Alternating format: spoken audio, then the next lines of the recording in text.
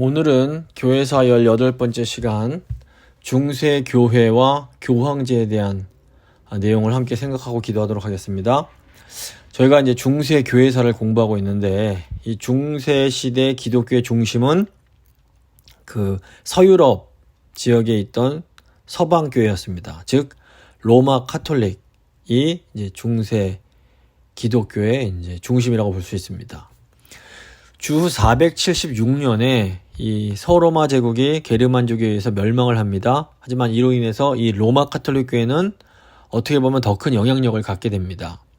이 침략자였던 게르만족들이 기독교로 개정을 하면서 그 교황을 중심으로 한 이 로마 카톨릭 교회가 어떤 의미에서 새로운 전성기를 맞게 됩니다.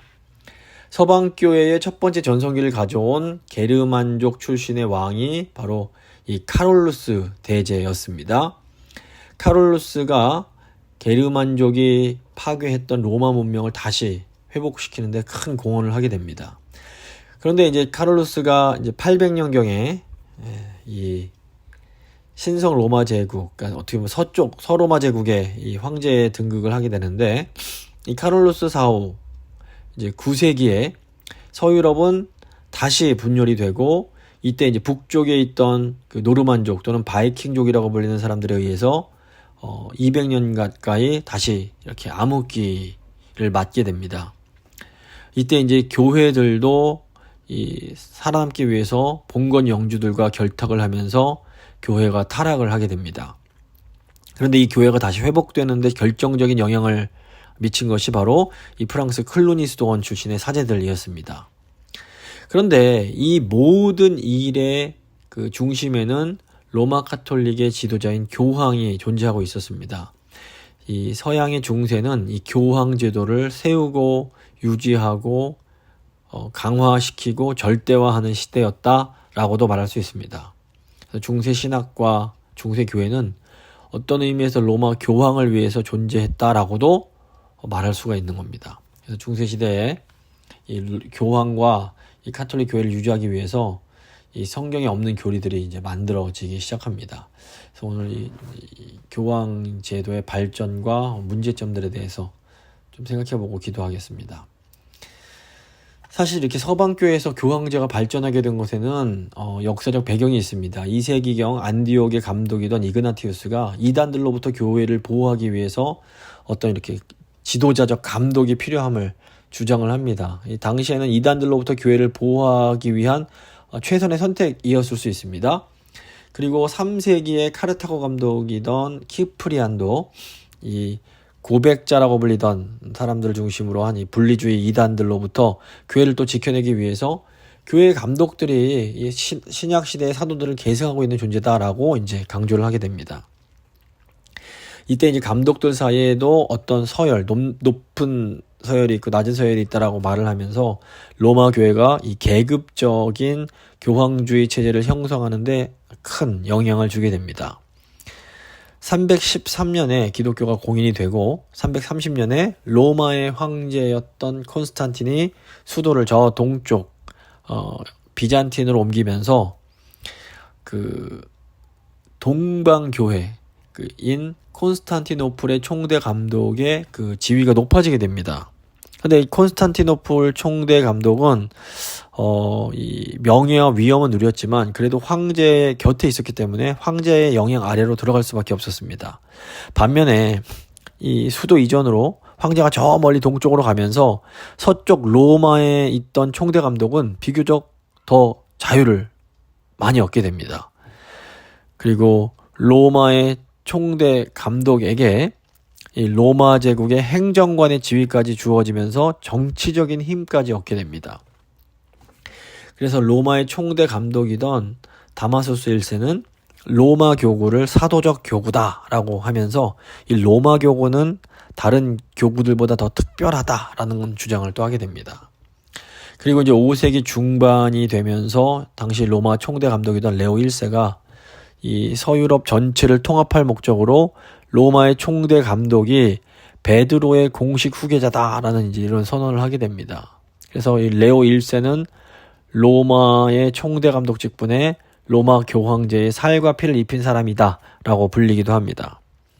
그리고 이제 5세기 후반이 되면서부터 로마의 총대 감독인 겔라시우스 1세가 교황의 권위가 황제의 권위보다 더 높다라고 주장하기까지 합니다. 그 명분이 뭐냐면 이 마지막 때에 황제도 하나님 앞에 설 때인데 그때 교황이 황제를 위해서 해명을 해줘야 되기 때문에 로마 교황의 권위가 황제의 권위보다 더 높다, 뭐 이런 식으로 이제 주장을 하면서 로마 교회 감독에게 복종하라 이런 말을 합니다.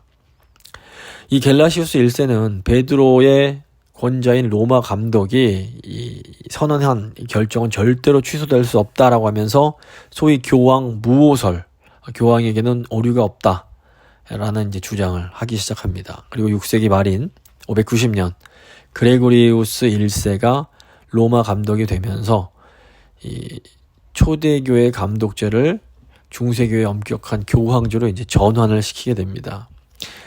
그레고리우스 1세에 대해서는 저희가 지난번에 한번 살펴봤는데 이 사람이 중세교회의 실질적인 첫 번째 교황이라고 불릴 수 있는 사람입니다. 그리고 이제 9세기가 시작되는 시점인 800년 성탄절에 로마의 당시 총대 감독이던 레오 3세, 즉 이제 교황 레오 3세가 카롤루스 대제를 서로마 제국의 황제로 임명을 합니다.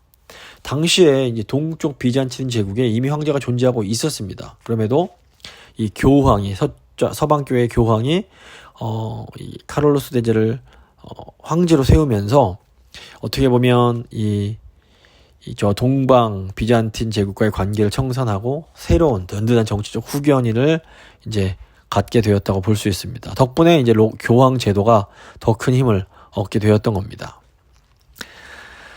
자, 이제 교황제의 문제를 좀 생각해 보겠습니다. 먼저 교황제는 이런 구조적인 문제가 있습니다.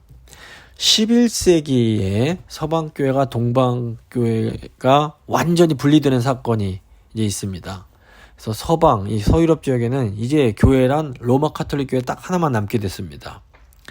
카톨릭은 교황을 정점으로 서열을 아주 강조하는 구조이기 때문에 교황은 말 그대로 절대적인 권력을 갖게 됩니다. 이제 그 누구도 교황의 잘못에 대해서는 말할 수 없고 견제할 수가 없는 구조가 되어버린 겁니다. 이 11세기에는 교황의 권한이 황제보다도 더 높아지게 됩니다. 이 중세교회 당시 교황의 권력이 얼마나 높았는지를 보여주는 두 가지 사건이 하나는 카노사의 굴욕이고 또 하나는 십자군 전쟁입니다. 오늘은 이제 카노사의 굴욕이라는 사건을 좀 소개하고 십자군 전쟁은 너무나 중요하기 때문에 다음 시간에 좀 더 자세히 다루도록 하겠습니다. 11세기 이제 중엽이 되면 당시 이제 그 바이킹 때문에 교회가 굉장히 침체됐다가 다시 이제 그 교회를 개혁한 황제가 이제 하인리히 3세라는 황제가 있었습니다. 근데 이제 그 하인리히 3세 아들인 하인리히 4세가 이때에 그 교황의 권세가 최고조에 이르게 됩니다. 이 당시의 교황이 유명한 그레고리 7세였습니다. 이 그레고리 7세는 노르만족의 침략 이후 정말 엉망이 되어버린 로마 카톨릭 교회의 어떤 윤리적인 개혁을 추진한 그런 교황입니다. 교회 내부의 부패를 청산하고 성직 매매, 성적 타락을 근절시키기 위해서 노력을 기울입니다. 또 성직자의 독신을 강조하면서 결혼한 사제들의 경우 아내를 내보내거나 아니면 미사를 금지시키게 됩니다. 또 교황 절대주의를 주장하면서 이제 사제를 서임하는 권리라든가 교회 토지의 재산권을 이런 다른 정치 세력이 아니라 교황청이 관리해야 된다라고 주장을 합니다. 나아가 교황은 군주를 지배할 권리가 있다라고까지 주장을 합니다. 이 때문에 이 당시 이 교황과 이 서로마 제국의 이 황제 사이에서 갈등이 이제 생길 수밖에 없는 구조였습니다. 이때 이탈리아 밀라노 지역의 감독을 임명하는 문제로 당시 황제였던 하인리히 4세와 교황인 그레고리 7세 사이에 충돌이 일어납니다. 황제 하인리히 4세가 자기가 교회 감독을 세우려고 하니까 그 교황 그레고리 7세가 그것에 대해서 반대를 합니다. 이때 황제가 회의를 열어서 이게 뭐야 하면서 교황을 폐위시켜버리려고 합니다. 그런데 교황이 오히려 이 하인리히 4세를 파문시켜버립니다. 그러니까 이것은 당시 황제와 교황 사이에 아주 대결이었는데 세속 권력을 대표하는 황제, 교회 권력을 대표하는 교황, 이 가장 큰 두 권력의 대결이었다고 볼 수 있습니다. 놀랍게도 이때 많은 영주들, 즉 정치 세력들이 그 황제이던 하인리히 4세를 지지하지 않고 도리어 교황인 그레고리 7세를 더 지지하게 됩니다. 결국 교황이 이제 영주들이 교황을 아우구스부르크에 초청을 해서 새 황제를 뽑으려는 그런 시도를 하게 됩니다. 그래서 교황이 새 황제를 뽑기 위해서 이 아우스부르크로 이제 가는 그 중간에 이탈리아 북부 카노사라는 곳에서 이제 머물게 됩니다. 이때 황제 하인리히 4세가 이제 자기가 자리에서 쫓겨나게 생겼으니까 교황을 만나기 위해서 아내와 3살 된 아들을 데리고 알프스 산을 넘어서 이 카노사 성으로 오게 됩니다. 이때가 1075년 12월 매우 추운 겨울이었습니다. 근데 이제 황제가 이 3일 동안 그 교황을 만나기 위해서 3일 동안 그 성 밖에서 무릎을 꿇고 있었고 4일째가 돼서야 교황이 하인리히 4세를 만나서 용서를 해주게 됩니다. 그래서 황제가 이제 이 교황 앞에 엎드려서 이제 그 파면을 받았던 그 죄로부터 이제 사면을 받게 됩니다. 이 사건이 역사적으로도 뭐 세계사적으로도 유명한 카노사의 굴욕이라고 불리는 사건입니다. 이후에 이제 이 사면 복권된 하인리히 4세가 더 힘을 키워서 나중에 교황을 쫓아버리는데 어쨌건 간에 이 카노사의 굴욕은 교회의 수장인 교황이 세속 나라의 수장인 황제보다도 더 강력한 힘을 가질 수 있음을 보여주는 굉장히 상징적인 사건이었던 겁니다. 그래서 이제 훗날 나중에 가면 이 십자군 전쟁을 주도했던 이노센트 3세는 자신의 통치권은 온 세계를 포함한다라고 선언하고 교황이 태양이라면 황제는 달과 같은 존재다라고 선언을 해버립니다. 이 규모나 어떤 그 능력에 있어서 황제가 교황과 비교 안 된다 이런 정도로 선언을 했던 겁니다. 그래서 중세 로마 카톨릭은 교황이 단지 교회 지도자일 뿐 아니라 모든 세속 왕국 위에 있는 지도자라고 믿었습니다. 그래서 중세시대 교황은 정말로 말 그대로 절대적인 권력자였고 중세시대 서유럽 전역은 다 기독교화되고 강력한 교황을 중심으로 어떤 의미에서 안정과 통일을 이루어갑니다. 겉으로 보기에는 이 어거스틴이 말했던 신의 도성이 정말로 현실화되는 것처럼 보였습니다. 하지만 실제로는 이 교회와 교황의 어떤 세속적인 힘이 강해질수록 교회는 점점 더 심각하게 부패해갑니다. 그래서 부와 권력을 위해서 사람들이 고위 성직자의 자리를 탐내는 일이 생겨납니다. 개혁과 이제 정화에 대한 시도가 있기는 있었습니다. 하지만 결국에는 이제 성공을 거두지 못합니다. 중세에도 뭐 교황주의 체제를 비판하는 사람들이 분명히 있었지만 그분들의 노력은 한계가 있었고 이 카톨릭 교회의 근본적인 변화를 이끌어내지는 못했던 겁니다. 영국의 액튼경이 권력은 부패한다, 절대 권력은 절대 부패한다라는 유명한 말을 했습니다. 교회의 지도자가 타락을 하면 이 전체 교회가 같이 타락할 수밖에 없습니다. 중세시대에는 교회 최고 지도자인 교황이 타락을 했기 때문에 결국에는 전체 교회가 다 타락하는 일이 생깁니다. 시간이 지나면서 카톨릭 교회가 도저히 더는 어떻게 회복이 불가능한 상태가 됐을 때 이제 16세기에 종교개혁이 일어나게 되었던 것입니다. 자, 이제 교황제의 이런 구조적인 권력을 얻게 됨으로써 이제 갖게 되는 그런 문제들을 살펴봤는데 마지막으로 교황제의 교리적 문제점을 보겠습니다. 사실은 구조적인 문제보다 더 심각한 것이 교리적인 문제라고 할 수 있습니다. 로마 카톨릭은 이 교황제를 옹호하기 위해서 성경에 없는 비성경적인 교리를 만들어내게 됩니다. 교황을 정점으로 하는 교회의 절대 권위를 보호하려고 초대교회 때에는 존재하지 않았던 어떤 새로운 교리가 필요했던 겁니다. 이 중에서 이제 가장 심각한 것 중 하나가 교황의 무호성에 대한 주장입니다. 교황의 권위를 세우려면 교황은 다른 사람들과는 분명히 달라야 했고 결국 공식적인 자리에서 교황이 선언한 말은 오류가 없다, 무오하다라는 이런 강력한 어떻게 보면 황당한 주장을 하게 됩니다. 또한 로마 카톨릭 교회는 이 성례를 통해 하나님의 은혜가 우리 인간에게 주입이 된다라고 주장을 하고 연옥과 성인 숭배를 이제 주장하게 됩니다. 그리고 희생 제사의 의미가 있는 미사라는 것을 만들어냅니다. 나아가 이제 중세 말기가 되면 종교 재판소를 만들어서 카톨릭 교회의 어떤 다른 의견을 가진 사람들을 아주 무섭게 핍박합니다. 이제 이런 잘못된 교리에 어떻게 보면 기초를 놓은 사람이 바로 그레고리 1세라는 사람입니다. 제가 몇 주 전에 그레고리 1세가 에 대해 설명드렸고, 이 그레고리 1세가 중세 교황제를 시작하는 인물이다 라고 말씀을 드렸습니다. 사실 그레고리 1세는 아주 여러 면에서 매우 뛰어났던 사람입니다. 최초의 수도사 출신 교황으로 이 서방교회의 교권을 동방교회에서 해방시킨 인물입니다. 또 굉장히 부유한 부모님이 돌아가시면서 많은 재산을 남겨줬는데 그 재산을 다 팔아서 가난한 사람들에게 나눠주고 자기 집도 수도원으로 사용을 했습니다. 또 학문도 아주 깊었고 기도하며 살고 싶어하는 그런 열망이 있던 사람입니다. 또 정치적으로도 저 게르만족인 롬바르드족이 로마를 침입했을 때 뛰어난 외교술로 그것을 막아냅니다.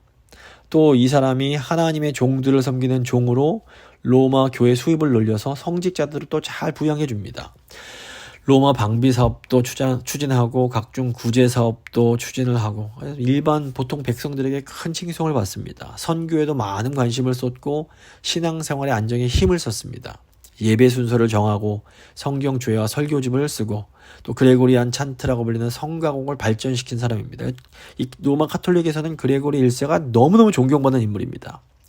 사실 훌륭한 면이 이렇게 많았던 그런 분이지만 신학적으로는 아주 문제가 많은 그런 또 로마 카톨릭 교회를 만들어낸 장본인이기도 합니다. 몇 가지 이제 예를 좀 들어드리겠는데, 먼저 인간론, 인간에 대한 교리에서 이 인간론이 왜 중요한가 하면 인간론의 입장에 따라서 구원론이 달라지기 때문에 그렇습니다.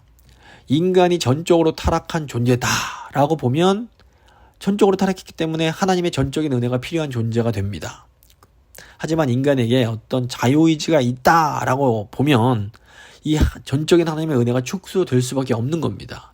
이 그레고리 1세는 인간은 자유의지를 가지고 하나님의 은혜와 협동한다라고 주장을 합니다. 이로 인해서 전적인 하나님의 은혜를 강조했던 어거스틴의 교리가 이렇게 좀 어그러지기 시작합니다. 또 구원론에 있어서도 어거스틴은 하나님의 은혜와 주권을 강조하며 무조건적 예정을 주장합니다. 그러니까 구원받을 자를 저 하나님의 영역에서 이미 하나님께서 예정해 두셨다라는 겁니다. 그런데 이 그레고리는 예정을 예지로 이해합니다. 그러니까 미리 아셨다 이런 의미입니다. 그러니까 인간이 어떻게 결정을 내릴지 미리 아심으로 그 사람을 예정하셨다는 겁니다. 이 뭐의 차이가 있냐면, 예정은 우선권이 하나님께 있지만 예지는 가만히 따져보면 우선권이 인간에게 있는 겁니다. 인간이 자유의지로 선택을 하는데 그 선택에 대해서 하나님이 예지, 미리 아심으로 그 사람을 선택하셨다라는 것이 됩니다. 그래서 오늘날 이 감리교 교리도 이 예지 예정을 주장을 합니다. 어떻게 보면 작은 차이로 보일 수 있지만 결과적으로 이로 인해서 하나님의 주권보다 인간의 책임이 더 커지게 되는 겁니다.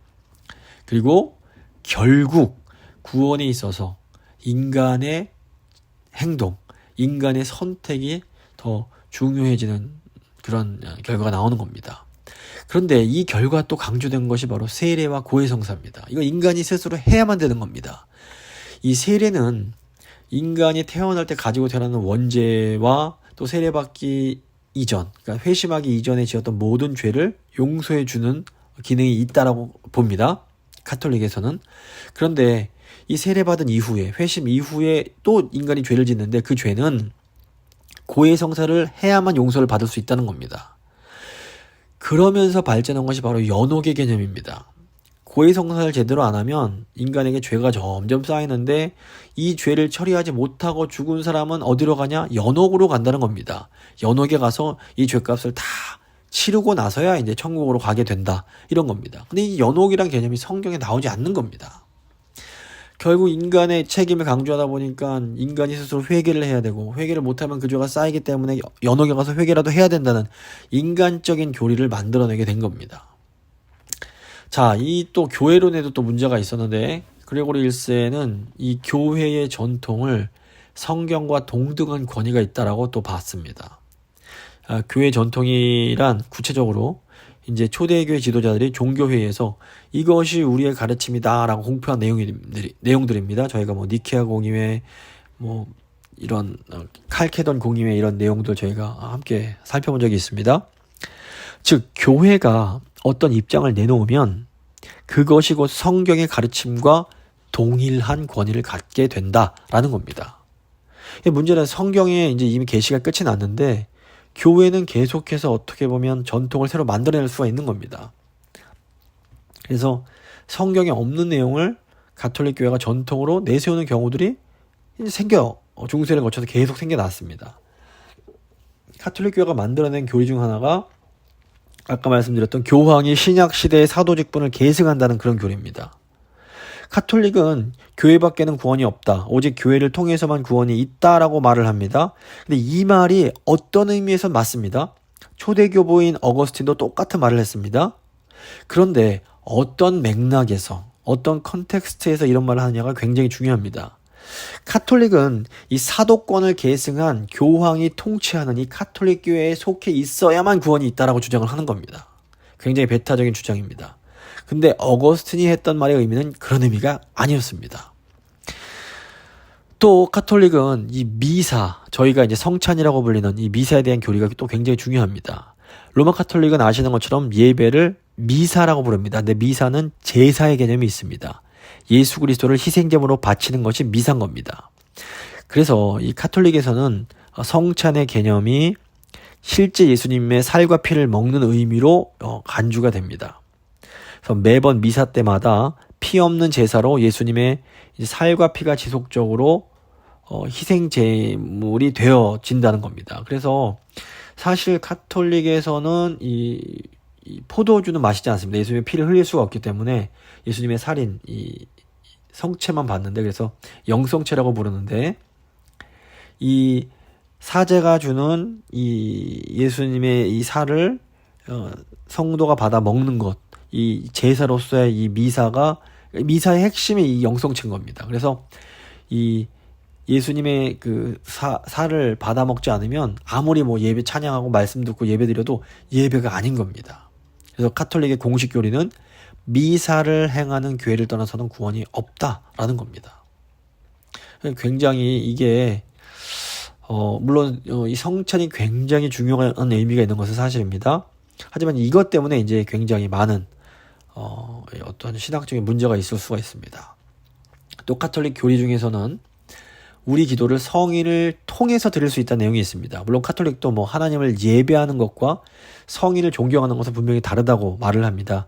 그래서 성인은 경배란 표현을 쓰지 않고 흠숭, 이렇게 존경한다 이런 표현을 씁니다. 하지만 중요한 것은 이런 내용 역시 성경에는 나오지 않는다라는 겁니다. 대표적인 성인 이 숭배라고 불릴 수 있는 게 마리아 흠숭입니다. 가톨릭도 마리아를 향해서 마리아가 우리의 뭐 기도를 들어준다 이렇게 주장하지 않습니다. 마리아가 우리가 기도하는 것을 도와준다라고 말을 합니다. 하지만 이 중세 가톨릭 교회가 만들어낸 교리를 보면 이 마리아는, 그러니까 동정녀 마리아는 원죄가 없이 태어나고 죄를 짓지 않고 살다가 부활승천했다는 그런 교리까지 만들어냈습니다. 근데 이건 성경에 어디에도 나오지 않는 그런 내용입니다. 자, 여기서 저희가 이제 중요한 질문을 할 수밖에 없습니다. 그렇다면 이 가톨릭은 전부 이단이고 가톨릭에 다니면 정말 구원받지 못하는 것일까? 이것에 대해서는 저희가 함부로 단정할 수는 없다고 보여집니다. 왜냐하면 개신교회 중에도 참된 교회가 있고 그렇지 못한 교회가 존재하기 때문에 그렇습니다. 더욱이 참된 교회에 출석한다고 해서 또 다 그냥 교회만 좋은 교회 다닌다고 다 구원받은 자라는 보장도 없는 겁니다. 그러니까 재건교회 다닌다고 다 구원받는다 이럴 수가 없는 겁니다. 재건교회 다녀도 진짜 참 예수님을 믿는 그런 믿음이 있어야 구원을 받는 겁니다. 그래서 이 가톨릭 교회를 보시면 분명히 성경의 가르침에서 벗어난 이단적 가르침들이 존재합니다.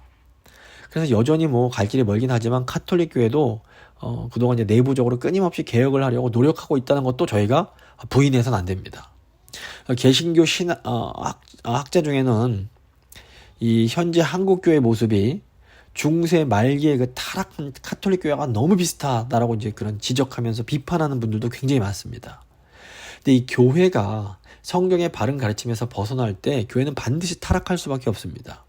그래서 우리는 카톨릭 교회의 역사를 보면서 어떤 그들의 그 잘못을 비난하기 전에 우리 자신을 돌아보는 이 타산지석의 기회로 좀 삼을 필요가 있습니다.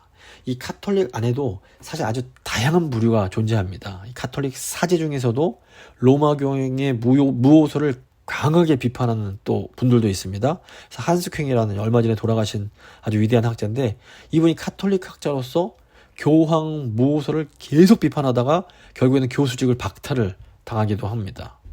근데 정말 이분이 이게 카톨릭의 교리에 오류가 있다는 것을 알면서도 이 카톨릭에 대한 애정 때문에 큰 박해를 받으면서도 카톨릭을 떠나지 못하는 또 그런 일도 있었습니다.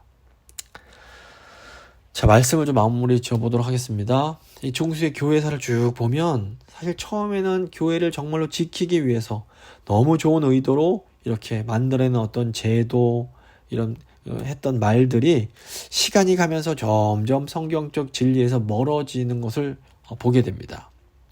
근데 이걸 보면 성경 말씀 그대로 인간이 얼마나 뼛속까지 타락한 존재이며 인간이 얼마나 연약한 존재인지를 다시 한번 깨닫게 됩니다. 그래서 아무리 좋은 교회, 아무리 좋은 제도라도 우리가 성령과 말씀 안에서 깨어있지 않으면 타락할 수밖에 없습니다. 그래서 저희 시간 한번 기도할 때 사실 제공교회는 하나님께서 세워주신 너무 좋고 귀한 교회입니다. 저희가 그럼에도 불구하고 저희가 성령과 말씀 안에 깨어있지 않으면 우리도 타락할 수 있다는 걸 늘 기억하면서 주님, 저희가 늘 성령과 말씀 안에 깨어있을 수 있도록, 그래서 주님께서 이 재건교회 허락하신 시대적 사명을 신실하게 감당할 수 있도록 주님 도와주십시오. 저희가 함께 기도하도록 하겠습니다.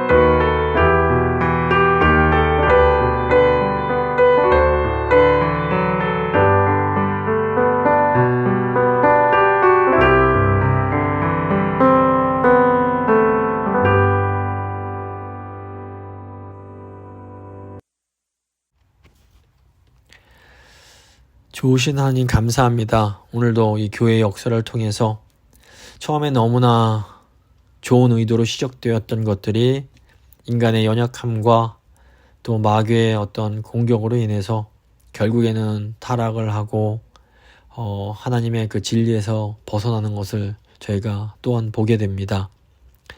주님,